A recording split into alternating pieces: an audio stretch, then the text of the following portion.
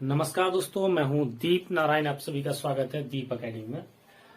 आज हम आपके लिए लेकर आए हैं अवकलन के अनुप्रयोग यानी कि एप्लीकेशंस ऑफ डेरिवेटिव्स।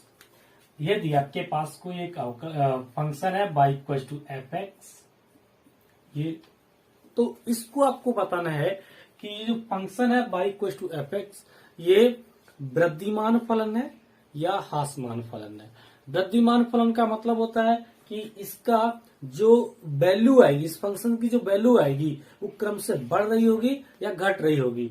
तो सबसे पहले मैं दो डायग्राम से यहाँ पे आपको समझाने की कोशिश करूंगा।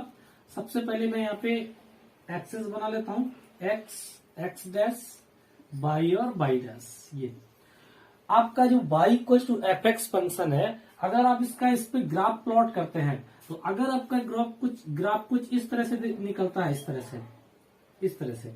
यहाँ पे देखो क्या है, पहले ग्राफ यहाँ पे आपका क्षैतिज चला, फिर ऊर्ध्वाधर चला, फिर क्षैतिज चला और फिर से ऊर्ध्वाधर चला। तो इस ग्राफ में क्या हुई है, वृद्धि हुई है। लेकिन किस तरह की वृद्धि हुई है, इसको हम सिर्फ बोलेंगे वृद्धिमान फलन। क्या बोलेंगे? ठीक है, वृद्धिमान फलन। वृद्धिमान फलन आपका कहलाएगा। अगर किसी फंक्शन y बराबर एफ एक्स का ग्राफ कुछ इस तरह से जाता है, मैं यहां पे दूसरी तरफ बना देता हूं, ठीक है, इसी में कुछ इस तरह से जाता है, इस तरह से, ये इस तरह से, और ये भी क्या है, y equal to F x का ग्राफ है।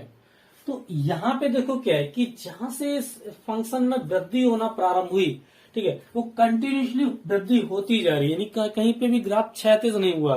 तो जब कभी कहीं भी ग्राफ क्षैतिज ना हो इसकी तरह, तो उस कंडीशंस में इसको बोलते हैं हम निरंतर वृद्धिमान फलन। क्या बोलेंगे हम?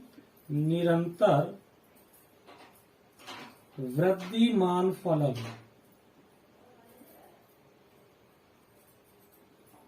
निरंतर वृद्धिमान फलन बोलते हैं। और अगर कहीं पे क्षैतिज होता है, फिर ऊर्ध्वाधर जाता है, फिर क्षैतिज ऊर्ध्वाधर की कंडीशन में चलता है, तो उस कंडीशन में उसको बोलते हैं हम, क्या बोलते हैं, वृद्धिमान फलन। तो ये तो देखो भाई ग्राफ के जरिए से बताया आपको। अब मैं यहाँ पे एक और ग्राफ बना लेता हूं जहां पे हम ह्रासमान को दिखाने की कोशिश करेंगे, एक्स, एक्स डैश, वाई और वाई डैश। अगर आपका कोई function y equal to F x इस तरह से चलता है,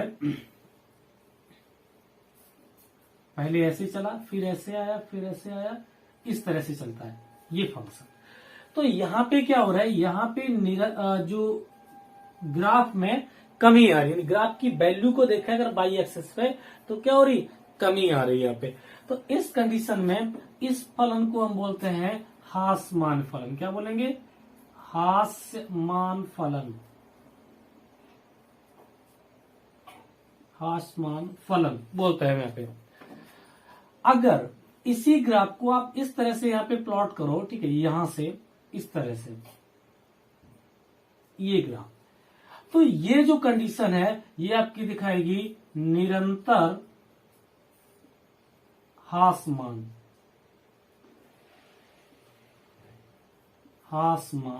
फलन। किसको दिखाएगी? निरंतर ह्रासमान फलन को दिखाएगी। तो ये तो आपके ग्राफ के जरिए से हमने बताया कि अगर आपको ग्राफ दिया गया है और फिर पूछा गया है कि इसमें जो फंक्शन है वो किस तरह का है, अगर इस तरह से फंक्शन कोई जाता है तो वो आपका वृद्धिमान फलन, और अगर एक बिना क्षैतिज हुए ऊर्ध्वाधर की तरफ चलता है, ठीक है, तो इसको हम बोलेंगे निरंतर वृद्धिमान फलन। अब देखिए यहां पे बात करते हैं, अगर ऐसे पहले क्षैतिज जाता है, ठीक है, फिर नीचे की तरफ आता है, फिर क्षैतिज जाता है, फिर नीचे की तरफ आता है, तो इस फलन को हम बोलते हैं ह्रासमान फलन। अगर कोई ऐसा फंक्शन है जो निरंतर नीचे की तरफ वृद्धि कर रहा है, नीचे की तरफ गिर रहा है, तो उसको बोलते हैं निरंतर ह्रासमान फलन। तो ये हमने यहाँ पे सीखा कि ग्राफ के जरिए से कैसे इसको बताते हैं। अब चलिए बात करते हैं कि अगर ये ग्राफ आपको नहीं दिए गए, और आपको क्या करना है कि आपको ये बताना है कि जो फंक्शन दिया गया है y बराबर एफ एक्स, वो आपका वृद्धिमान फलन है या ह्रासमान फलन है, या ना ही वृद्धिमान और ना ही ह्रासमान फलन है। तो उसको कैसे बताते हैं, आइए जानते हैं। देखिए तो मैं इस ग्राफ को पहले मिटा देता हूं, ये मैंने आपको समझाने के लिए बताया हुआ था। ठीक है, आप देखो इसको कैसे करेंगे उसको आप समझ लीजिए एक बार। If y equal to F X कोई आपका फंक्शन है, y equal to F X कोई आपका फंक्शन है, तो हम यहाँ पे क्या करेंगे, ठीक है, अगर यहाँ पे ठीक है एफ डैश एक्स का मतलब होता है कि फर्स्ट ऑर्डर से इसका डेरिवेटिव करना है। ठीक है, यानी कि प्रथम कोटि से अवकलन करना। F dash x greater than zero, f dash x greater than zero, ठीक है, तो उस कंडीशन में जो फलन होगा वो आपका वृद्धिमान फलन होगा। कौन सा होगा? वृद्धिमान फलन होगा। फलन वृद्धिमान है। यदि f dash x less than zero, अगर जीरो से कम होता है तो उस कंडीशन में फलन आपका जो होगा हास्यमान फलन होगा। हास्यमान फलन। दो कंडीशन हो गई आपकी। अब यहाँ पे क्या होता है कि कभी कभी आपको वो एक अंतराल दे देते हैं x बिलोंग्स टू, ठीक है, a और b अंतराल में बिलोंग करेगा। दोनों कंडीशन में चेक करना होता है आपको कि इसकी अपर रेंज यानी कि जो अंतराल शुरू होता है और जो लोअर रेंज होती है, दोनों में एफ डैश एक्स क्या है, यानी ग्रेटर है या लेस है। अगर एक तरह कंडीशन शो करता है यानी दोनों कंडीशन के ए और ए के लिए भी ग्रेटर होता है, बी के लिए भी ग्रेटर होता है, ठीक है, तो फिर ये वृद्धिमान होगा। अगर ये दोनों के लिए लेस देन होता है तो ह्रासमान होगा।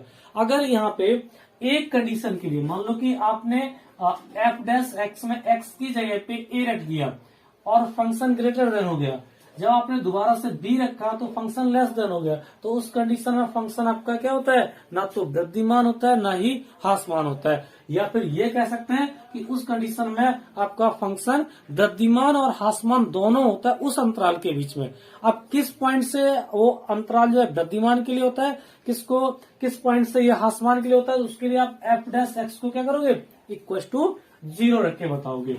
यदि तीसरी कंडीशन इसमें यह बनती है, यदि f dash x equal to zero, f dash x equal to zero, तो ना ही वृद्धिमान होगा,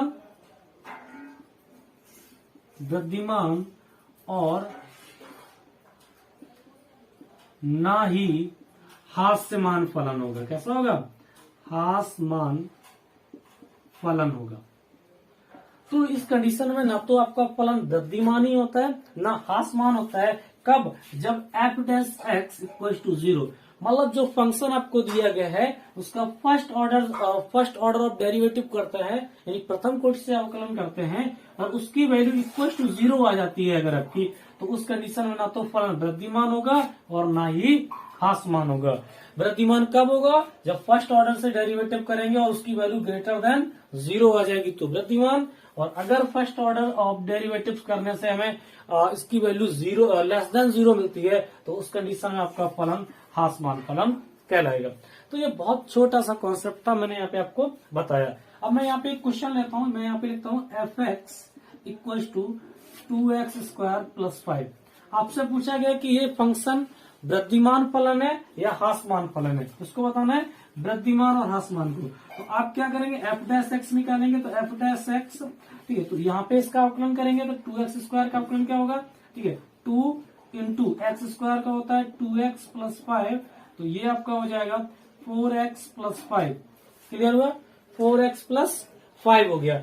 अब आपको यहाँ पे ये बताना है कि एफ डैश एक्स बराबर 4x प्लस 5 ये आपका ग्रेटर देन जीरो है या लेस देन जीरो, यानी एफ डैश एक्स जो है ये जो वैल्यू है ये ग्रेटर देन जीरो है या लेस देन जीरो है। ये आपका डिपेंड करेगा कि आर कहाँ से बिलोंग कर रहा है। आपका आर आपका रियल नंबर से बिलोंग कर रहा है, पॉजिटिव इंटीजर से बिलोंग कर रहा है, तो उसके अकॉर्डिंग यहाँ पे आप डिफाइन करोगे। यानी अगर हम यहाँ पे लिख दें कि x belongs to n, natural number से बिलोंग करता है, तो आप एफ डैश